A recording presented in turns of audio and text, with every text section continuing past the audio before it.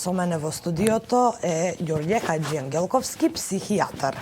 Оваа тема малку ја одложивме. Прво се фокусиравме на бројки и на здравствените состојби, а потоа и малку за психичкото здравје, но веќе се отворени линии за психичка поддршка на оние кои се во изолација, и на заболените, но и на здравите.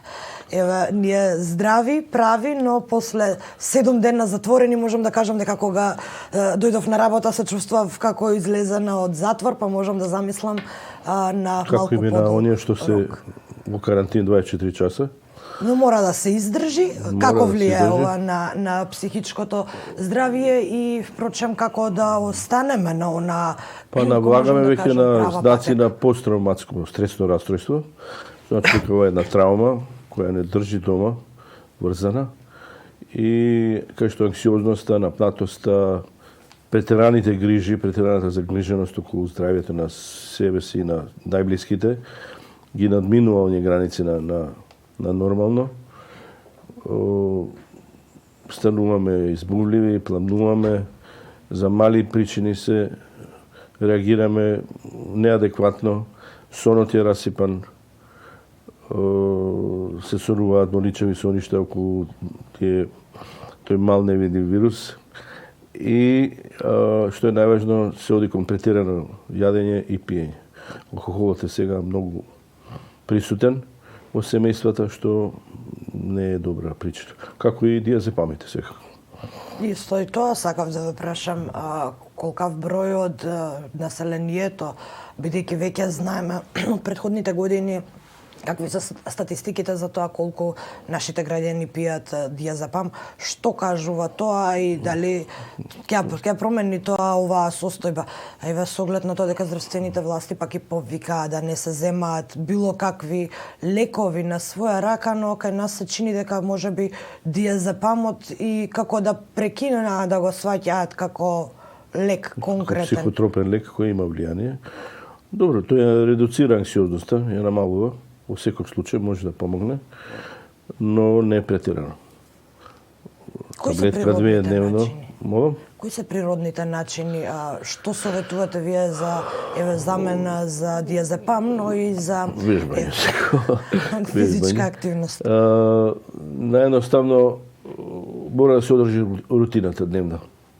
Станување на исто време како што одиме на работа или на школа.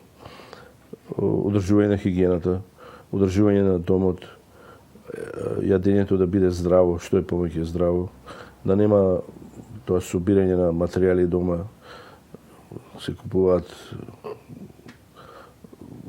4 убици на човекот, се купуваат на големо, брашно, бело брашно, бел шекер, сол и понатаму кои вршат негативно влијание на нашето здравје. Тие само се дебелееме, не смееме ова да го искористиме за да се преполниме и да бидеме мрзливи и неактивни. Вежбањето е делото. Не мора да имате некој справи дома специјални. Јас дома вежбам на точак, си го купив сега деновиве. Многу ми помага.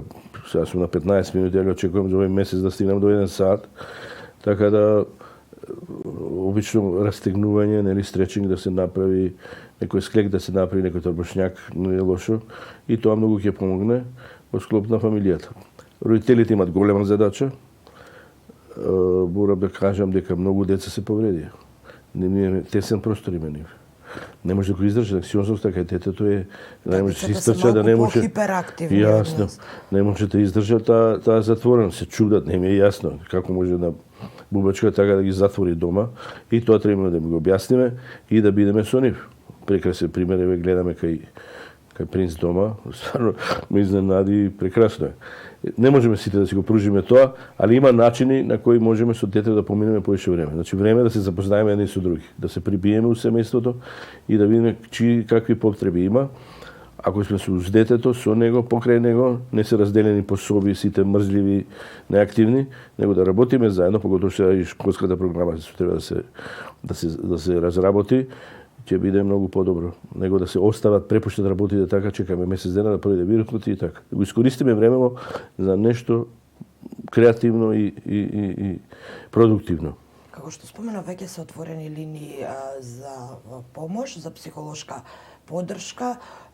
Каква е улогата и што прават оние, што треба, впрочем, да направат оние лица кои се назначени да им пружат психолошка поддршка на граѓаните кои се јавуваат? Од каде се почнува? Која е првата работа која ја советувате? Тие се буквално контейнери на стравот на населението. И добро е што се отвори линија на клиника, кој поздравувам тоа многу, браво. Кај што на еден волонтерски начин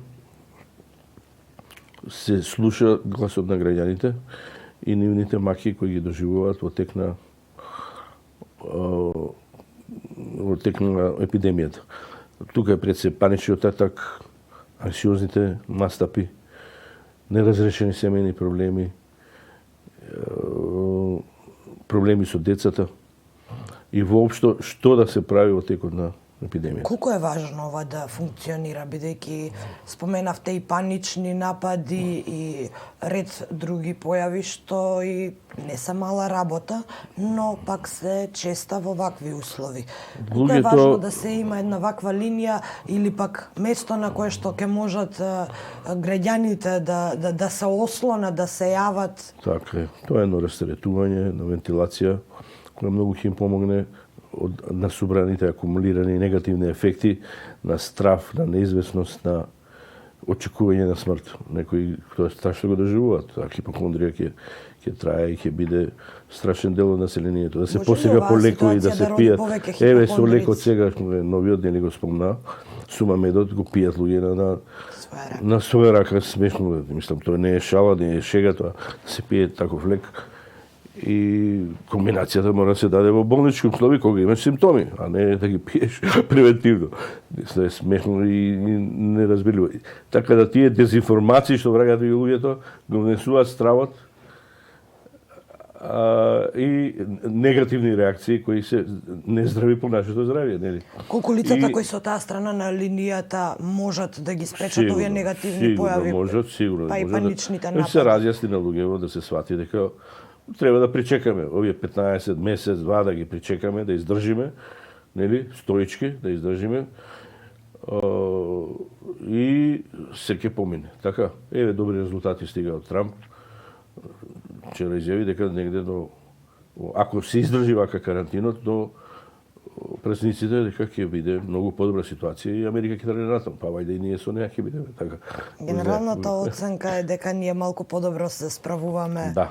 Со овој дали вие имате еве сега видов Англија, нели се фалеа тие, вирусот ќе самиот ќе се атенуира, значи ќе се разреди со тек на ќе заболат толку луѓе, ќе умрат некои. Мислам што е смешно. Тоа сакам да ве прашам, како пак таква една одлука влијае врз психичкото здравје на граѓаните?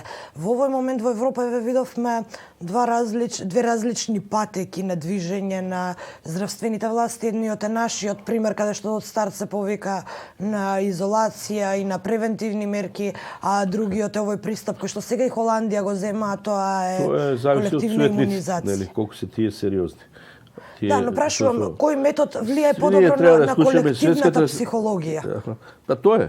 Ние треба да слушнеме Светската здравствена организација, која е главна, која знае што работи, кај што има лекари, епидемиолози, поготово, кои може да предвидат, математички да предвидат како се шири вирусот. Вирусот шири со ненормална брзина. Не е ништо ова, од грипот умират 650.000 луѓе. Демек, однос на овде кај што се нели 10.000. И што е смешна споредба, кога вирус се 3-4 пати се шири повеќе од грипот. Значи, сериозно е работата. И кај што не се најде друг начин, околу карантинот, да се спречи тоа. Зашто таа негова вируленција е страшна и треба да се најде начин, а осим карантинот не постои друг. Сега за сега. Значи, сепак сметате дека ова вакцини е ќе се подобар? најдат, лекови ќе се најдат, уште нема ништо тука. Го охрабрува ли овој начин на изолација повеќе населението? Зборувам за колективната свест, отколку оној начин кој до сега го практикуваше Џонсон, на тоа е колективна имунизација, животот продолжува нормално. Прашувам што е подобро за психичкото здравје? сепак, кога ќе навикнеме на изолацијата, кога ќе направиме на рутина дневна, не е страшно, не е тешко. Поготово ако го искористиме ова со нашите најблиски, со децата и со родителите.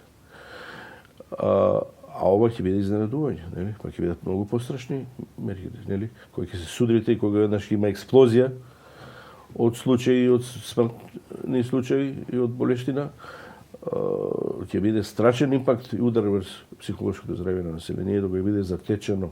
Не знам што да прави со себе. Ние сме население кој оди од крајност во крајност. Вие ја спомнавте едната крајност хипохондрици, а она другата крајност е мене вирусот ништо не ми може, аз не може да заболам, па кој слободно се шетаат, можам да кажам и се Па ги нема сега. опасност. Не знам, се разрече улици, нема ништо. Она што исто така е забележана е и одреден вид на стигматизација во јавност предизвикана токму од стравот. Каде што луѓе, дури ќе го споменам оној срамен случај кога двајцата корејци беа нападнати во центар на Скопје уште пред да дојде короната кај нас, ако се сеќавате, па има и на дневна база такви случаи доста претежно по маркетите. Каков е вашиот став за ова? Како да ја спречиме таа стигматизација колективна која што ни се случува, тие испади предизвикани од екстремен страв? Така. Може би и непотребен.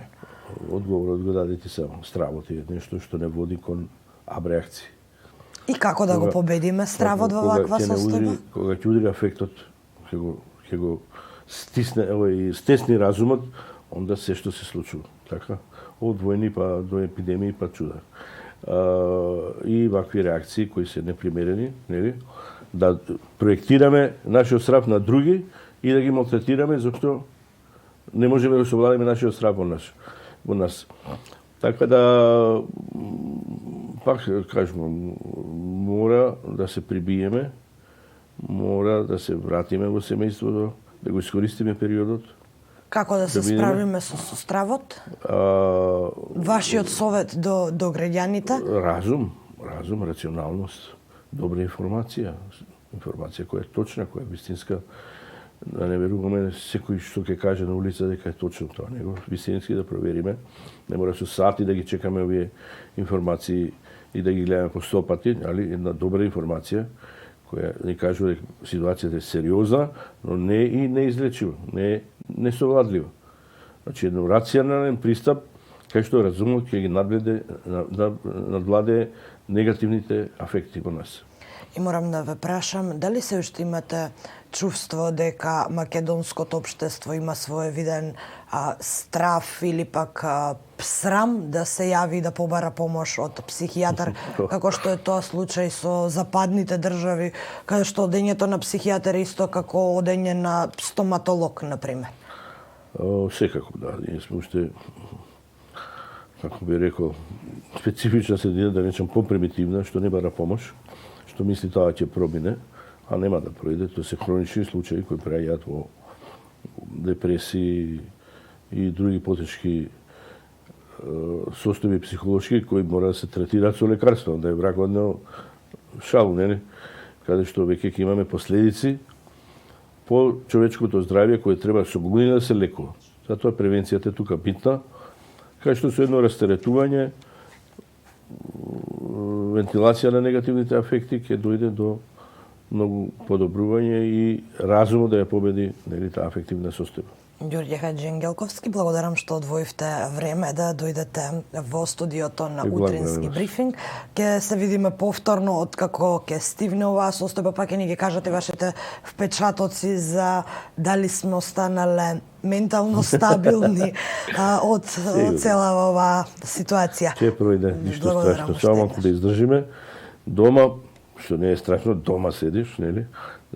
Жал ми е за граѓаните што се во карантин, али сепак поголемиот дел од населението треба дома да остане.